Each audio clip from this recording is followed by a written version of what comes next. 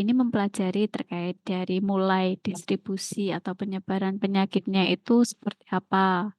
Kemudian determinannya apa? Determinan itu penyebab atau faktor. Jadi nanti setelah kita belajar terkait penyebaran, nanti juga belajar terkait penyebab atau faktor dari suatu penyakit itu apa yang akan menyebabkan suatu kondisi kesehatan pada suatu populasi. Itu yang dimaksud terkait ilmu epidemiologi.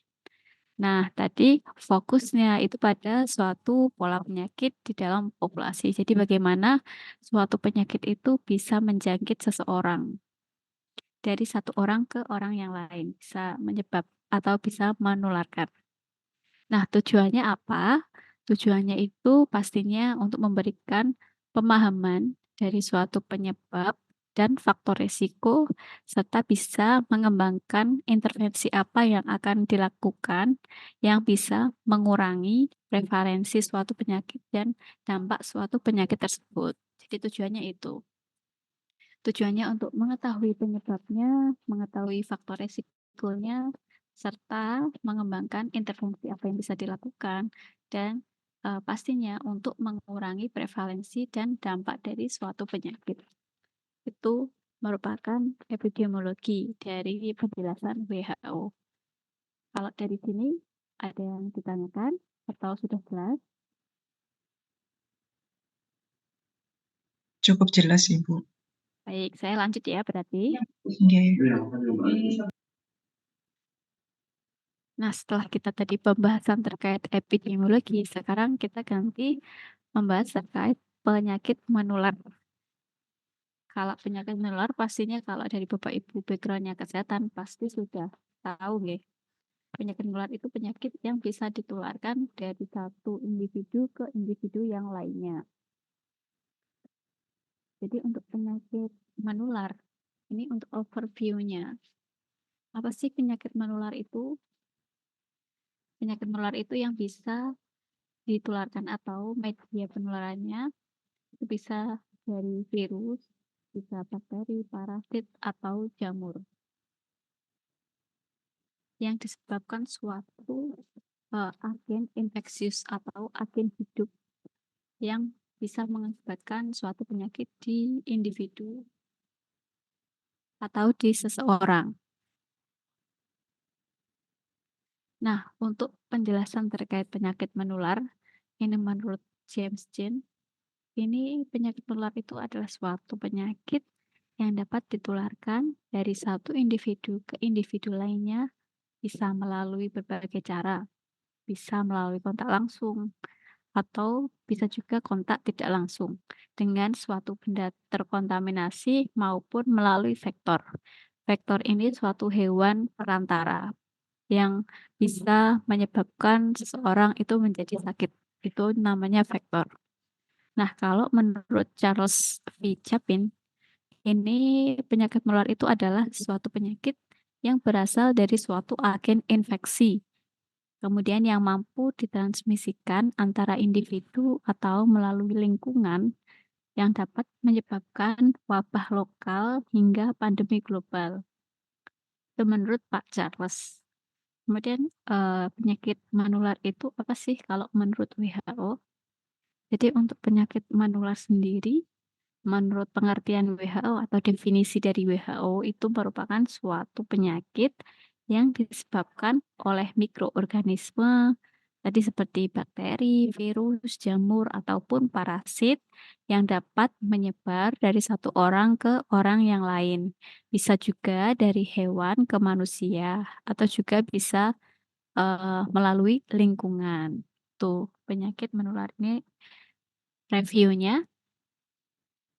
Nah, setelah penyakit menular, kita sekarang belajar terkait epidemiologi penyakit menular. Jadi gabungannya tadi kita udah belajar terkait definisi epidemiologinya, penyakit menularnya, sekarang gabungannya epidemiologi penyakit menular. Jadi kalau epidemiologi penyakit menular, menurut Bapak Ibu yang diketahui itu kita belajar apa berarti di mata kuliah ini? Monggo silakan yang mau menyalurkan pendapatnya.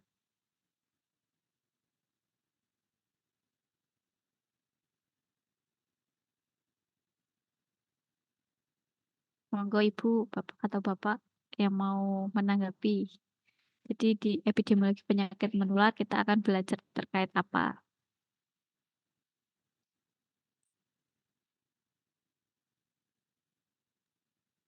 Jadi sih Bu, Nggih, Pak izin Nanda. berpendapat. Nggih, monggo Kalau silakan. menurut saya akan mempelajari tentang keilmuannya, tentang penyebaran penyakit menular pada manusia, baik dari faktornya yang mempengaruhi penyebarannya penyakit tersebut. Nggih, betul sekali Pak Nanda. Jadi kalau terkait epidemiologi penyakit menular, kita akan mempelajari bagaimana distribusi penyakit tersebut, kemudian penyebab dan faktor resiko penyakit menularnya sendiri itu bagaimana yang bisa menular dari satu individu ke individu yang lain atau di suatu populasi yang adanya suatu wabah itu terkait epidemiologi penyakit menular. Nah, kalau menurut WHO definisinya yang disebut non-communicable disease atau NCDS, epidemiologi penyakit menular itu mendefinisikan bahwa epidemiologi penyakit menular itu adalah suatu studi sistematis tentang bagaimana penyakit menular itu menyebar, kemudian tujuan untuk mengembangkan strategi pencegahan dan pengendalian yang efektif itu seperti apa. Itu definisi epidemiologi penyakit menular menurut WHO. Nah, di masalah globalnya pada tahun 2012 ini ada suatu infeksi penyakit 3 dari 10 penyakit ini yang menyebabkan kematian. Yang pertama ini adalah penyakit dari infeksi pernafasan bawah. Kemudian yang kedua ini ada HIV/AIDS. Yang ketiga ada penyakit diare. Ada juga selanjutnya itu penyakit malaria dan TB yang menginfeksi banyak orang atau banyak individu di dunia. Kemudian pada saat itu juga selain penyakit tidak menular, ini terjadi wabah penyakit menular yaitu Ebola dan MERS yang menyebabkan banyak sekali kesakitan dan angka kematian. Nah,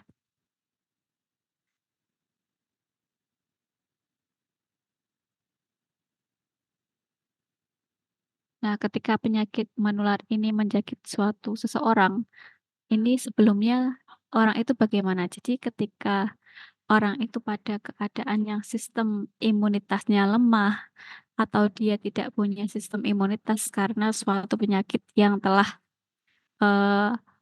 menghilangkan sistem imunitas di tubuh dan juga sistem imunitas yang lemah. Ini bisa terjadi ketika ada penggunaan obat-obat tertentu. Kemudian juga ketika umur yang sudah menginjak usia lansia, kemudian adanya infeksi atau penyakit lain di dalam tubuh, ini akan menyebabkan sistem imunitas di dalam tubuh ini akan menurun dan juga sistem imunitasnya juga akan tidak ada. Ketika seseorang itu terkena penyakit HIV/AIDS, yang diserang itu adalah sistem imunitas. Jadi, seseorang yang terkena HIV/AIDS itu sistem imunitasnya sudah hilang atau bahkan sudah tidak ada sehingga tidak bisa mengontrol penyakit yang akan masuk ke dalam tubuh seseorang. Nah, itu. Kemudian ketika adanya infeksi yang masuk, itu ada masa yang dinamakan masa inkubasi, di mana masa inkubasi ini biasanya akan terjadi gejala atau penyakit-penyakit ringan. Di gejala-gejala yang umum itu biasanya terjadi seperti ketika terkena infeksi itu umumnya gejalanya itu adalah demam. Nah, ketika demam berarti seseorang itu sudah ada faktor infeksius yang sudah masuk. Kemudian untuk kelompok apa yang menjadi kelompok dengan penyakit menular? Yang pertama itu penyakit yang sangat berbahaya karena angka kematian yang cukup tinggi. Jadi ketika ada suatu penyakit yang sangat berbahaya karena angka kematian yang cukup tinggi, ini menjadi kelompok utama penyakit menular. Contohnya apa nggih? Ada yang tahu, Bapak Ibu?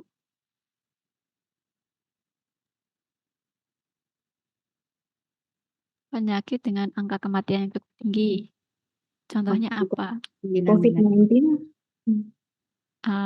COVID-19. Selain COVID, ada lagi, Bu? HIV mungkin. Iya, betul. Jadi untuk yang pertama penyakit yang sangat berbahaya karena angka kematian cukup tinggi, ini bisa dari HIV. Karena HIV ini akan ada setiap tahun. Jadi kalau COVID itu sebenarnya memang masih ada, tapi tidak berbahaya itu untuk sekarang ini karena sudah ada vaksin yang bisa menangkal virusnya.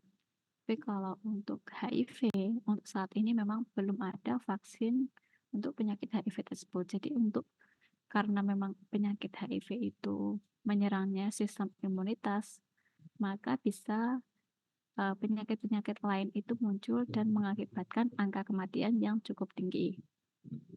Terus selanjutnya itu penyakit menular tertentu yang dapat menimbulkan kematian dan cacat walaupun akibatnya lebih ringan dari yang pertama. Contohnya apa nggih? Yang kedua ini.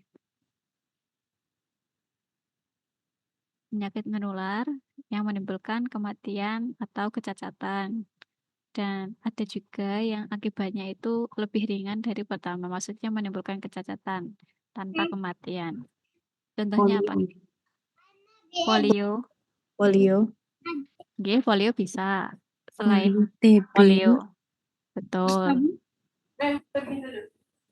Kusta. Iya, kusta bisa.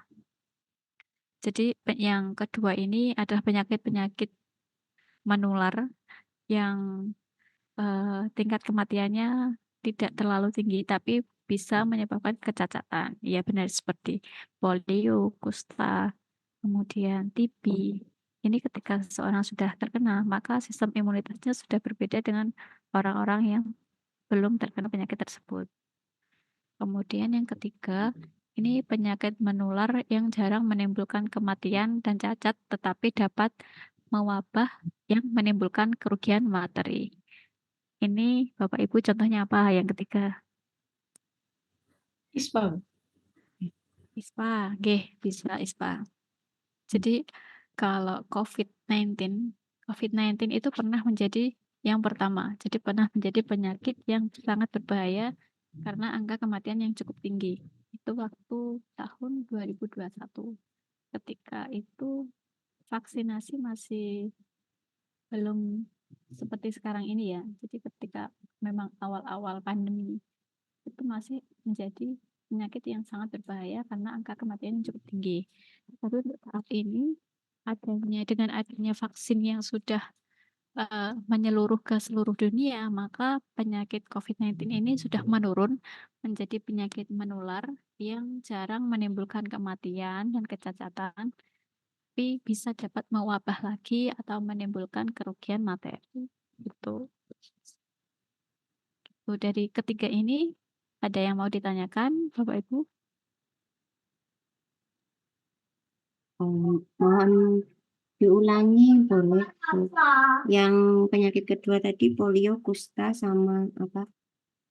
Ya, jadi yang kedua ini bisa dari polio, kusta, hepatitis B, TB, gitu Ibu.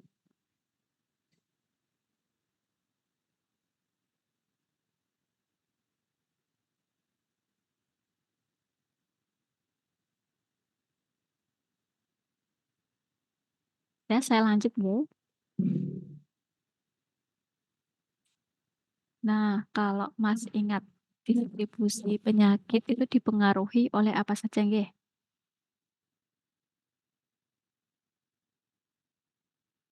ada 3 distribusi penyakit.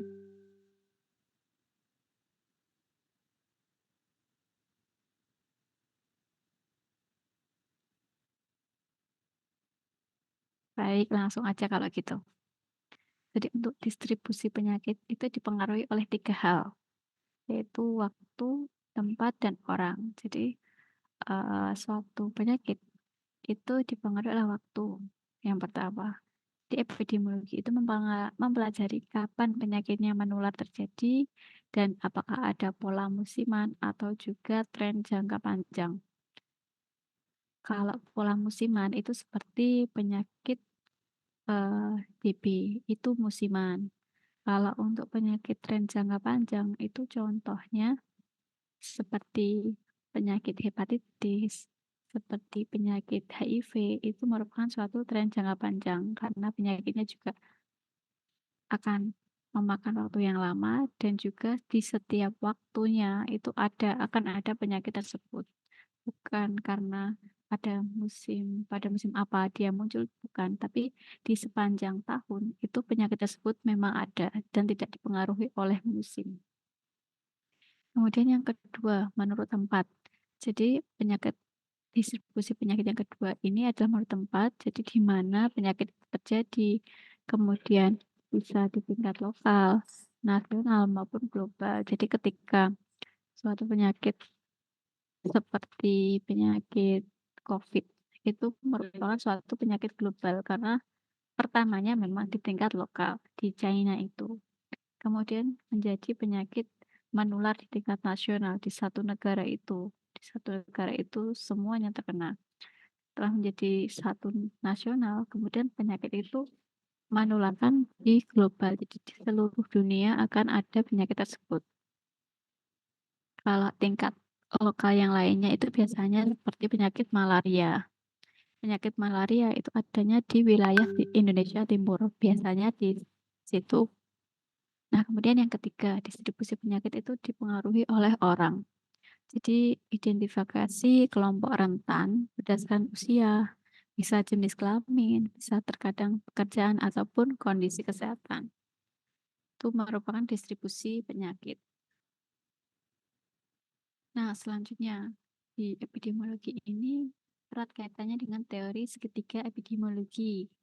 Ini pastinya dari 3 hal tersebut bisa dari agent, dari host, dan dari environment. Host itu apa? Host itu yang dimaksud host itu adalah dari diri seseorang atau dari individu. Itu bisa dilihat dari umurnya, jenis kelamin, ras, genetiknya nanti seperti apa yang akan memengaruhi suatu penyakit itu masuk ke dalam tubuh. Kemudian pekerjaannya apakah bisa memicu timbulnya suatu penyakit. Kemudian dari status gizi, pola konsumsi yang kita makan itu seperti apa. Imunitasnya dari diri itu juga seperti apa. Kemudian gaya hidup. Nah, gaya hidup ini yang biasanya paling sering sekarang banyak menimbulkan suatu efek yaitu untuk penyakit tidak menular.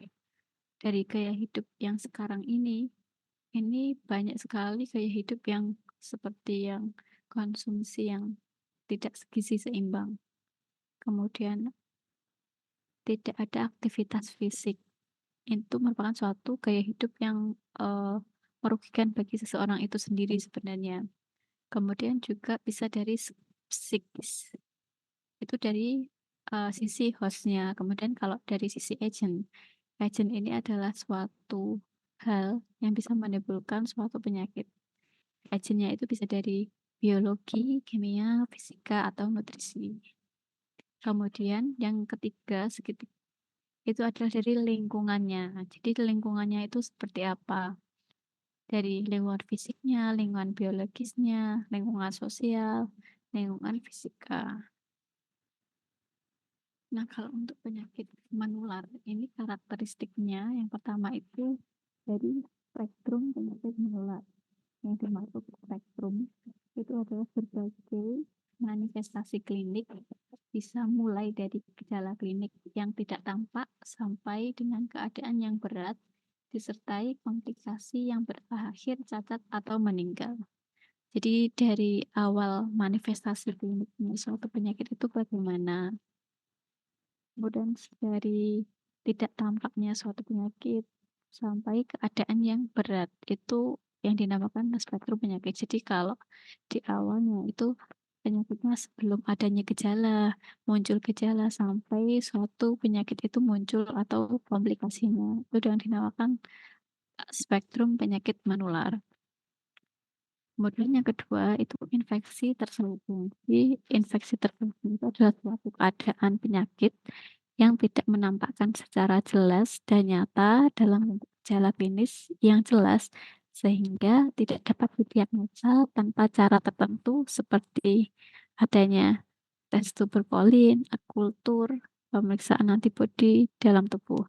Jadi yang dimaksud infeksi terselubung itu seseorang itu sudah ada infeksi atau sudah tertular suatu penyakit, tetapi tidak menunjukkan gejala. Tapi ketika dites tertentu itu akan menampakkan hasil yang positif, yaitu sama halnya ketika COVID dulu. Ada yang tanpa gejala, tetapi ternyata ketika di swab itu dia positif COVID. Selanjutnya karakteristik penyakit menular yang ketiga itu ada dari sumber penularannya. Jadi media untuk penularan penyakitnya itu yang menjadi suatu penyakit bisa menyebar ke seseorang. Jadi bisa dari penderita pembawanya, bisa dari binatang yang sakit atau binatang yang pembawa, bisa juga dari tumbuhan. Kemudian selanjutnya yang terakhir itu karakteristiknya dari bagaimana cara penularan suatu penyakit itu. Jadi kalau penyakit menular pastinya menyerangnya seseorang bisa secara kontak langsung, bisa juga melalui udara, bisa melalui makanan atau minuman, bisa juga penyakitnya datang ketika melalui vektor seperti penyakit DBD itu melalui vektor nyamuk. Kemudian keadaan penderitanya itu seperti apa? Nah, itu semua merupakan suatu karakteristik penyakit menular. Jadi ada 4 ini. Dari spektrumnya, infeksi terselubungnya, sumber penularannya, dan cara penularannya. Itu merupakan suatu karakteristik penyakit menular. Nah, selanjutnya sifat-sifatnya itu seperti apa dari penyakit menular? Ini sifatnya ini ada 3.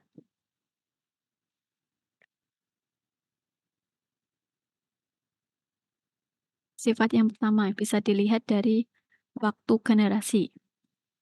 Ini yang dimaksud waktu generasi ini adalah masa antara masuknya suatu penyakit pada penjamu tertentu sampai masa kemampuan maksimal penjamu tersebut untuk dapat menularkan penyakit kepada penjamu lain walau tanpa gejala klinis atau terselubung.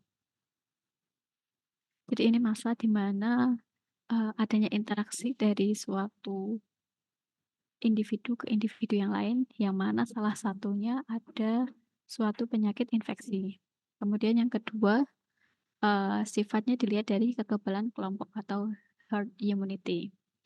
Jadi herd immunity itu adalah suatu kemampuan atau daya tahan dari suatu kelompok penduduk terhadap penyebaran atau penyebab penyakit menular tertentu yang didasarkan pada tingkat kekebalan sejumlah atau tertentu anggota kelompok tersebut. Jadi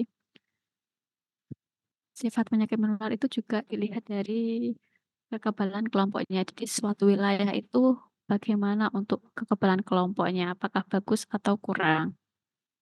Terus yang ketiga itu angka serangan atau attack rate. Jadi sejumlah kasus yang berkembang atau muncul dalam satu satuan waktu tertentu di kalangan anggota kelompok yang mengalami kontak serta bisa memiliki resiko atau kerentanan terhadap suatu penyakit. Jadi bagaimana suatu penyakit itu akan menyerang di suatu kelompok tersebut. Keganasannya seperti itu. Nah, untuk cara penularan tadi ada 2. Pastinya bisa penularan secara langsung, individu ke individu yang lain. Bisa juga penularan tidak langsung, yaitu bisa terjadi melalui udara, melalui droplet, atau melalui benda-benda tertentu yang sudah terinfeksi dan juga bisa melalui vektor. Itu merupakan cara penularan dari penyakit menular, ada 2 itu. Nah, selanjutnya unsur penyebab penyakit menular yang keluar dari penjamu. Jadi ketika seseorang itu sakit, kemudian sakitnya bisa menularkan ke orang lain, itu bisa dari konjungtiva atau penyakit mata. Ketika sakit mata itu dia mengelap matanya dengan tangan, maka akan cairan matanya itu ketika bersentuhan dengan orang lain itu bisa menjangkit orang lain atau menularkan ke orang yang lain. Kemudian saluran pernafasan itu juga bisa, contohnya dari droplet, dari batuk, bersin, bicara, atau dari udara pernafasan. Kalau saluran pernafasan ini biasanya penyakitnya ada TB, influenza, difteri, ataupun campak. Setelah saluran pernafasan, saluran pencernaan juga bisa. Kalau dari saluran pencernaan ini bisa dari ludah, dari muntah, ataupun dari tinja atau feses. Kalau untuk penyakit pencernaan ini, contohnya penyakit TBC, influenza, difteri lagi, kemudian penyakit kolera, tifus, dan penyakit kecacingan, yang mana bisa disalurkan atau disebarkan dari saluran pencernaan. Kemudian ada juga dari saluran urogenitalia. Ini biasanya penyakitnya hepatitis. Kalau pada kulit luka atau luka pada kulit mukosa, itu bisa juga dari droplet. Kemudian terkena mukosa tadi, bisa dari batuk, bersin, bicara, ataupun udara pernafasan. Ketika dari kulit itu juga bisa ketika ada darah yang sudah terinfeksi, kemudian terkena pada luka di kulit seseorang, itu bisa mengakibatkan seseorang itu tertular. Contohnya itu bisa dari penyakit sifilis, prambusia, atau bisa juga HIV itu juga bisa. Kemudian kalau secara mekanik, ini adalah secara gigitan atau suntikan. Jadi adanya intervensi dari benda atau dari media yang bisa mengakibatkan tertularnya penyakit. Contohnya kalau penyakit malaria itu dari gigitan nyamuk, kemudian hepatitis, dan AIDS. Kalau AIDS ini maksudnya bisa ditularkan atau hepatitis juga bisa ditularkan melalui suntikan. Jadi ketika adanya suntikan yang digunakan tidak steril atau sudah tercemar, sudah terinfeksi, ini akan bisa mengakibatkan penularan ke orang yang lain. Jadi cara unsur penyebaran penyakit itu bisa melalui banyak hal yang seperti kita pelajari tadi.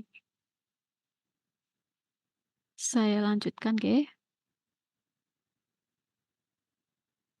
Nah, jadi untuk medianya sendiri juga banyak hal. Media penularan penyakit itu ada beberapa sumber penularan. Yang pertama, dari penyakit yang ditularkan melalui air atau waterborne disease, kemudian waterwash disease, water-based disease, dan water-related insect vector. Jadi yang dimaksud yang pertama waterborne disease itu merupakan apa itu namanya, penularan penyakitnya melalui air. Yang kedua, air waterwash disease. Ini penyakitnya dari kebersihan atau dari tempat pencucian. Air dari pencuciannya bagaimana. Kemudian kalau water-based disease ini dari air untuk mencucinya itu bagaimana. Kemudian yang terakhir kalau water-related insect vector, ini airnya yang digunakan untuk perkembangbiakan vektornya. Yang kedua, ini penyakitnya ditularkan bisa melalui udara atau airborne disease. Selanjutnya, penyakit yang ditularkan secara langsung ke orang. Jadi ketika adanya sentuhan langsung dari satu orang ke orang yang dari satu orang sakit ke orang yang sehat. Kemudian penyakit yang penularannya bisa langsung dari hewan ke orang, seperti DPT, malaria, rabies, itu dari hewan ke orang secara langsung. Bisa juga penyakit dari tumbuhan ke orang, atau penularan dari orang ke orang melalui kontak benda lain. Ini tadi maksudnya yang keenam ini contohnya dari benda suntikan tadi. Jadi ketika seorang yang sakit itu disuntik dan kasnya itu akan dipakai lagi, maka itu akan menimbulkan penyebaran suatu penyakit menular ke orang yang sehat. Nah, yang ketujuh, bisa melalui perantara makanan minuman yang sudah tidak hygiene atau sanitasinya yang buruk. Itu namanya foodborne disease. Nah, yang terakhir ini penularan melalui vector-borne disease. Kalau vektor secara langsung itu biasanya ditularkan penyakit dari tikus ya. Tikus juga bisa. Itu namanya leptospirosis. Jadi dari air kencingnya tikus. Nah, ketika air itu mengenai sumber air yang akan digunakan untuk kehidupan sehari-hari, maka orang yang mengkonsumsinya bisa terkena penyakit lepto atau penyakit yang disebabkan oleh tikus tadi. Untuk sampai sini ada yang mau didiskusikan, Bapak Ibu?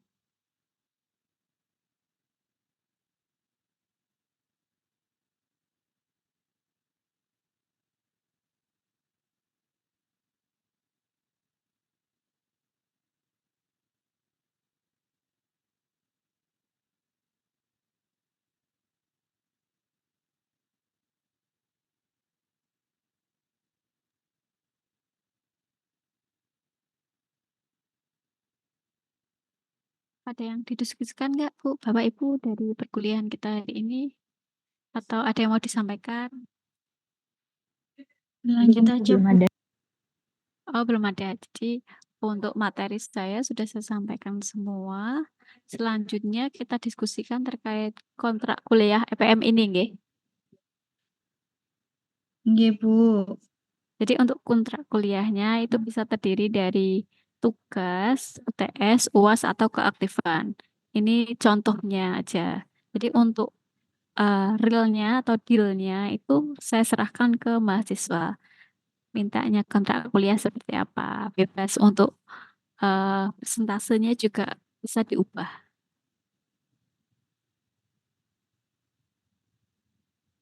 Atau monggo nanti mau didiskusikan sama teman-temannya dulu juga boleh. Nanti biar PJMK-nya yang menghubungi saya terkait kontrak kuliah EPM-nya.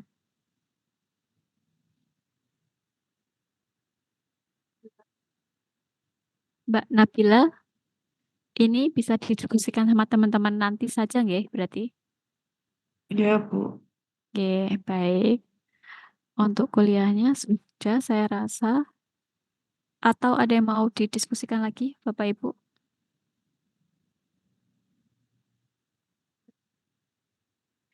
Kalau belum ada, saya akhiri nggih perkuliahan pada sore hari ini. Permisi Bu, Oke. izin bertanya.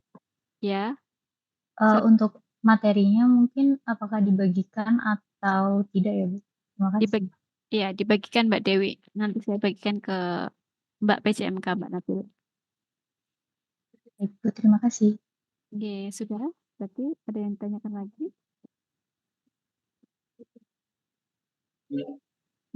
Sudah, Bu. Oke, baik.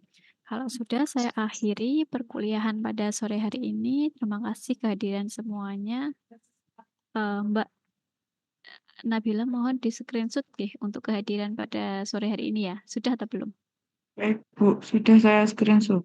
Baik, terima kasih. Nanti dikirimkan ke saya ya. Baik, Bu. Oke, terima kasih. Saya akhiri. Wassalamualaikum warahmatullahi wabarakatuh.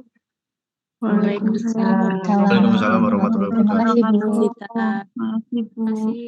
Bapak Ibu Ibu. semuanya. Saya izin live dulu nggih. Siap, Bu. Ya, akhirnya.